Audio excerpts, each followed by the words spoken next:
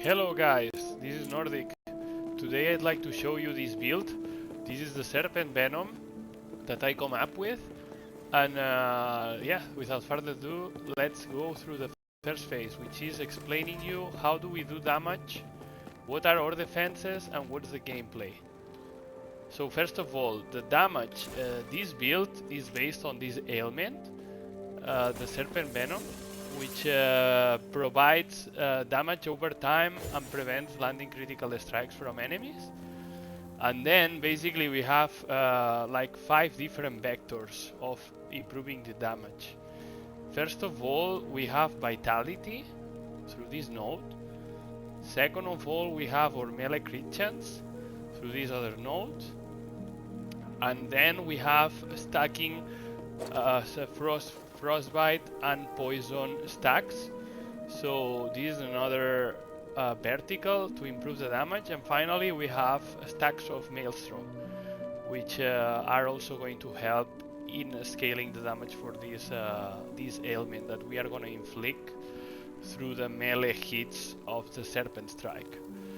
So then after that, how do we apply the max stacks of poison? So we will use the Thorn Totem, which will proc automatically from the prefix on the idol.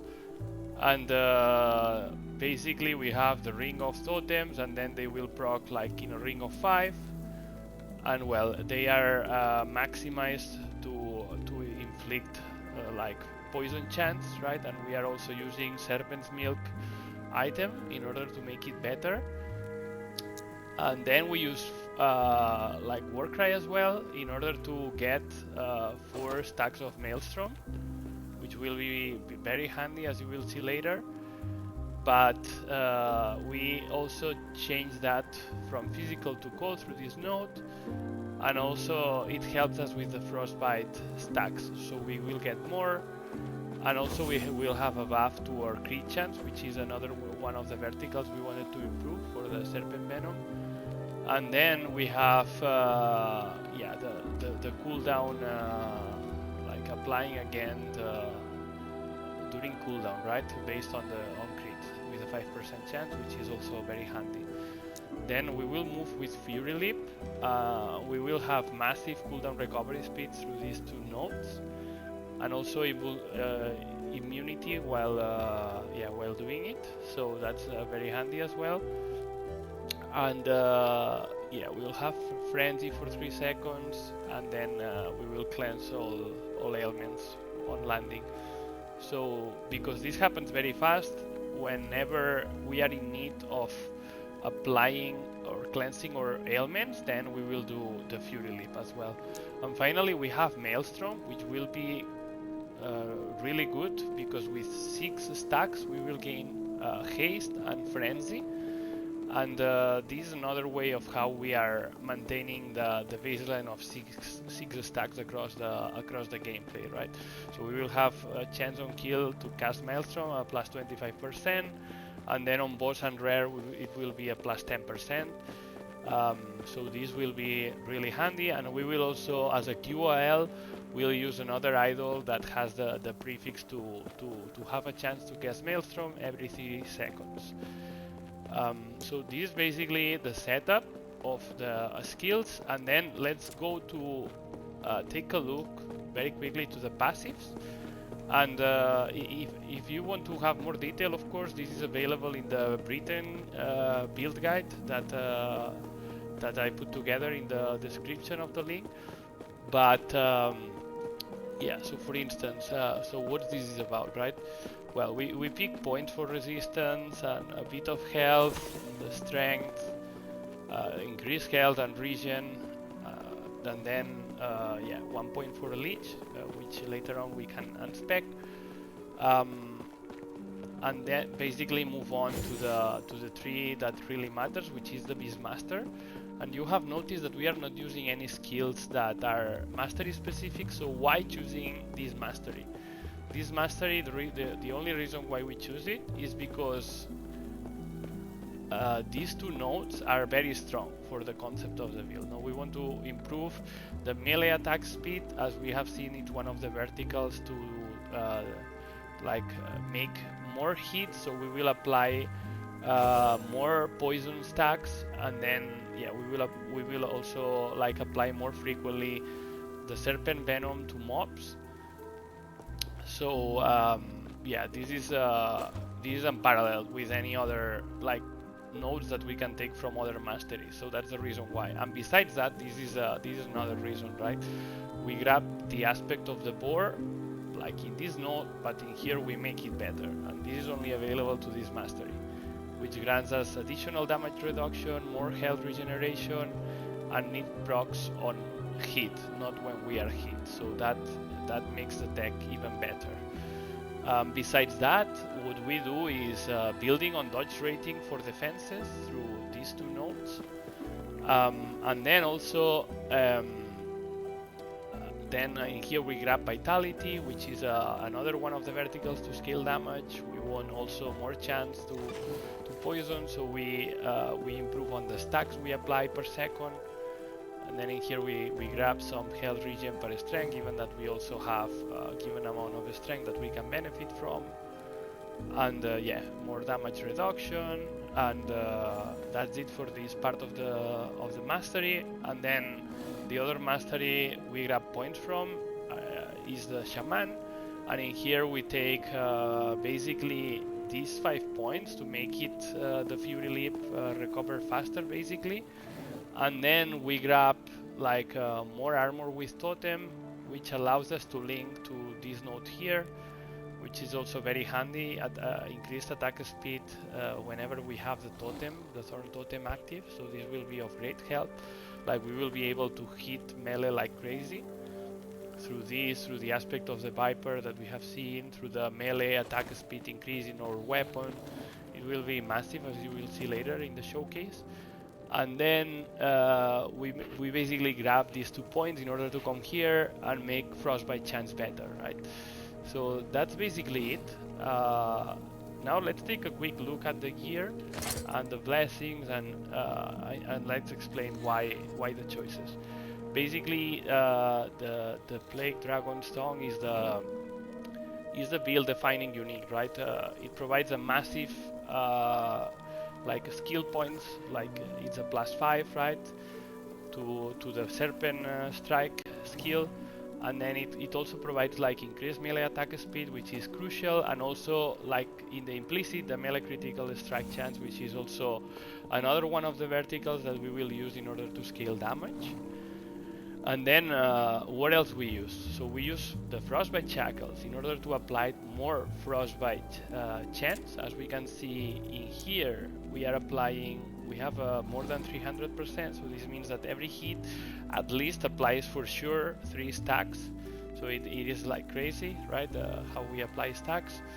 And then the poison chance, as you can see, and this is not accounting for the Serpent Venom like additional bonuses that we see in the skill. So this is not accounting for everything. As you will see, we apply like a massive amount of poison stacks. So this is why the choice of these gloves. And then basically the other key one is the Serpent's Milk Amulet, because this allows to provide like a massive amount of poison stacks from the Thorn Totem that we will proc. This is the QOL, right? We need to have at least one. It's not necessary, but then you would need to like cast the Thorn Totem manually. But this is a great QOL, and if you have 2, the more chances the better, because it will continually proc and you won't need to worry about this.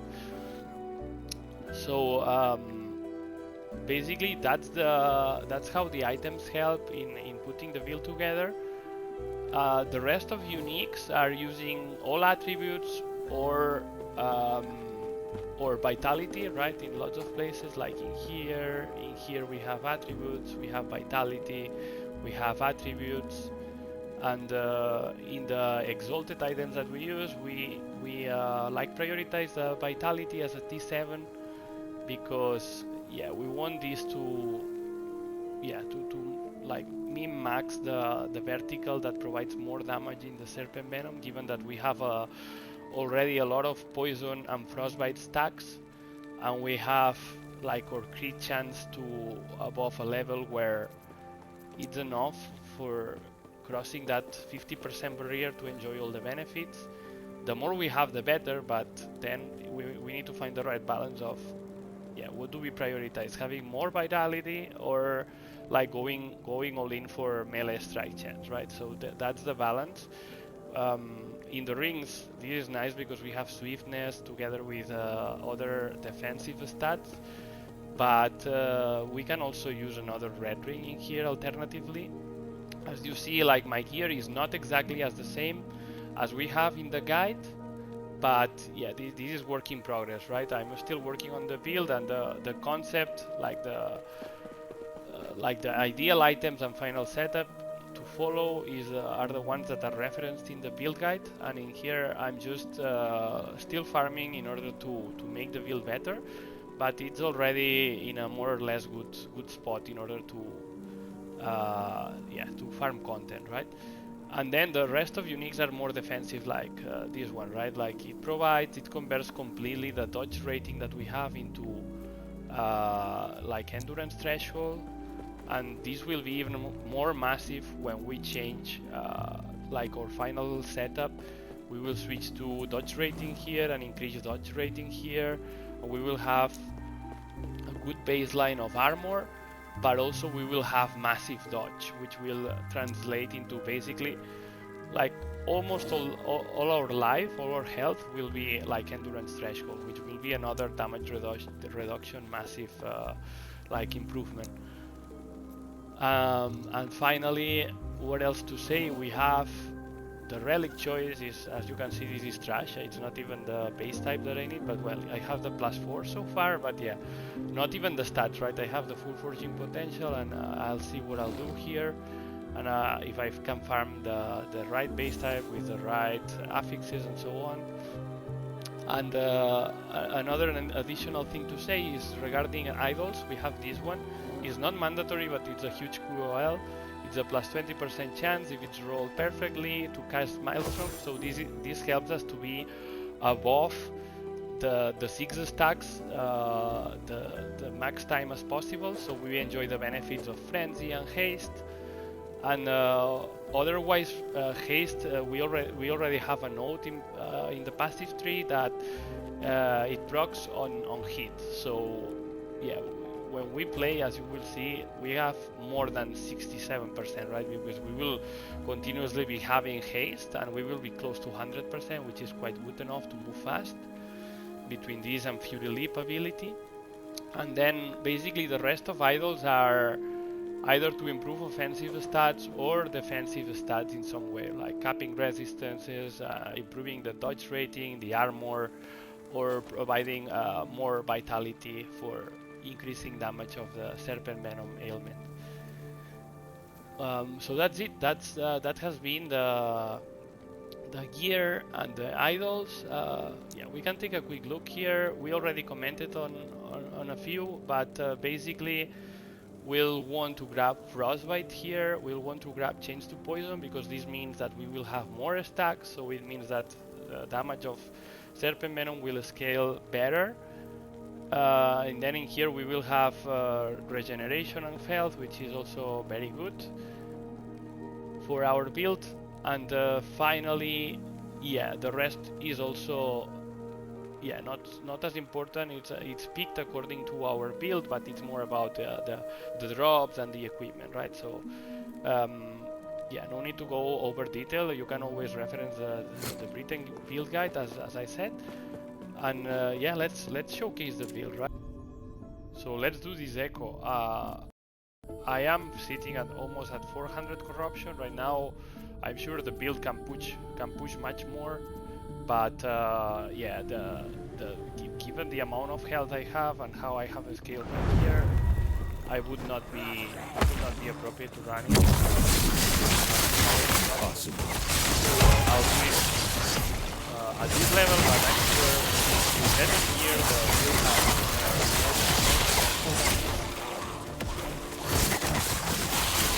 but yeah, it's a good number.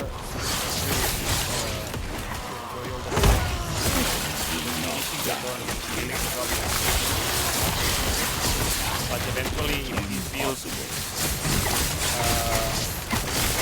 might have a shot to grab me. I think Impossible. able to scale the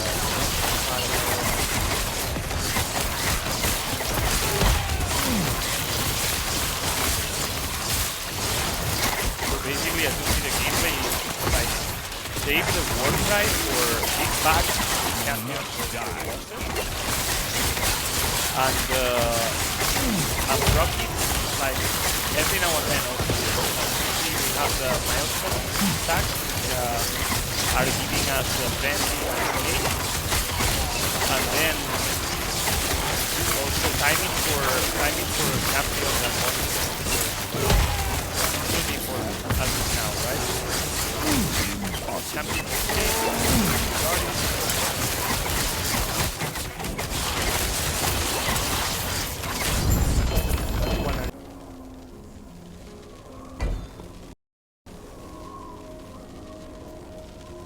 So let's showcase the brewery. I am farming the Brewmaster belts, so I have the blue ones here.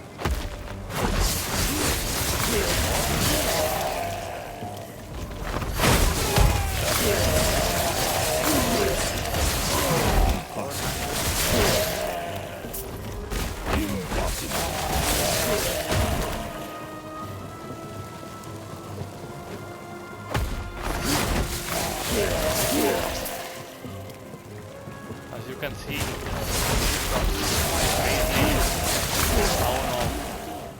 frostbite and poison stack, and then mobs die, evaporate or die quite quickly, and they are like champions.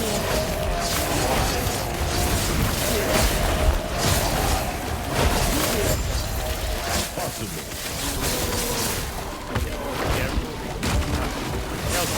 With more health or like truly like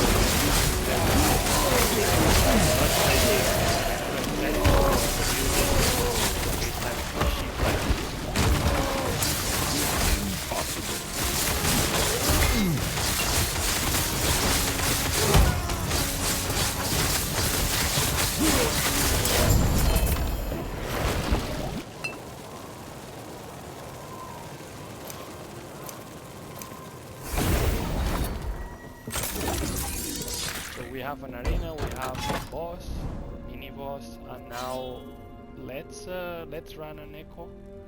Let's show a normal regular echo, for example this one.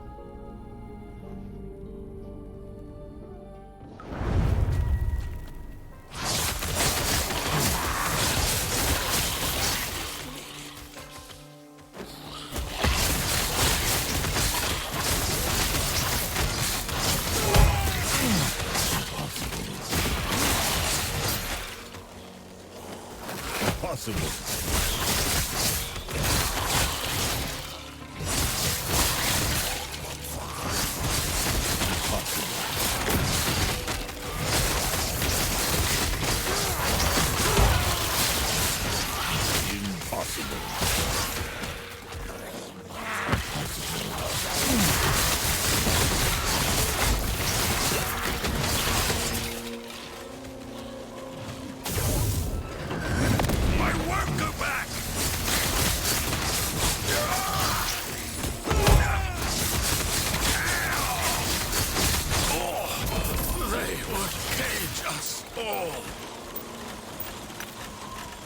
Prophecies proccing are always nice.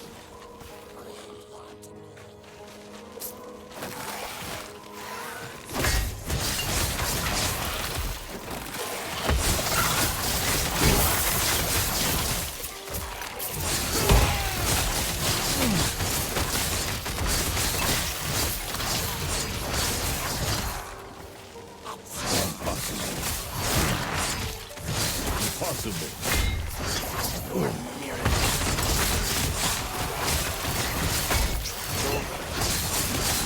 One aspect of the deal is that a negative point is that Serpent Venom benefits from the fact that the mob that we are fighting, we have inflicted the ailment, they cannot critically hit you. But like the weakness of the build might be that when we are attacked from range on, if we have not hit them yet, Impossible. it can happen when things get crazy and like that defense in stage, like when we fire in the map and mobs are attacking us like crazy. So in these cases it's very dangerous, right? We don't have full defenses and we don't have reduced bonus damage taken from feeds or even critical strike avoidance. Why would we, right? We have the ailment which prevents that when we are fighting a mob. But yeah, that can happen.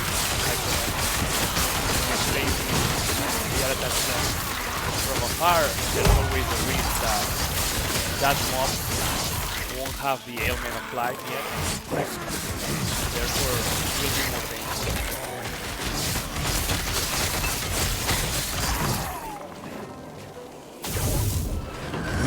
My brilliance is unequal.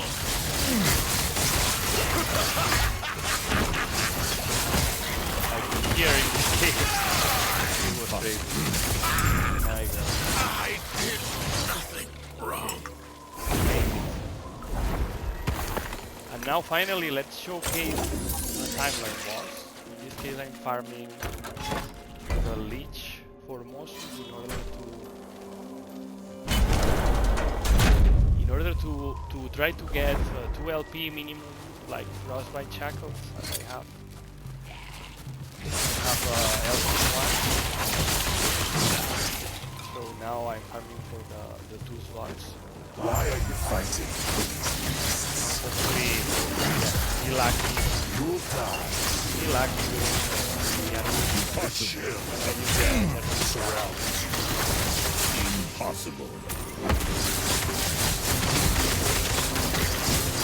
You feel your blood begin to freeze. So yeah, we don't instantly lead bosses, but right, we have damage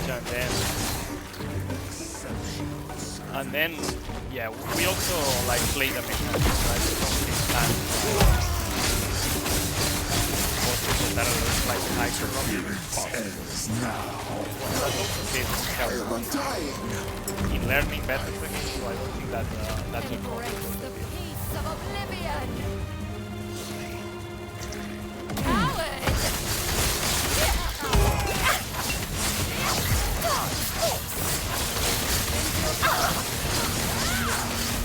Impossible.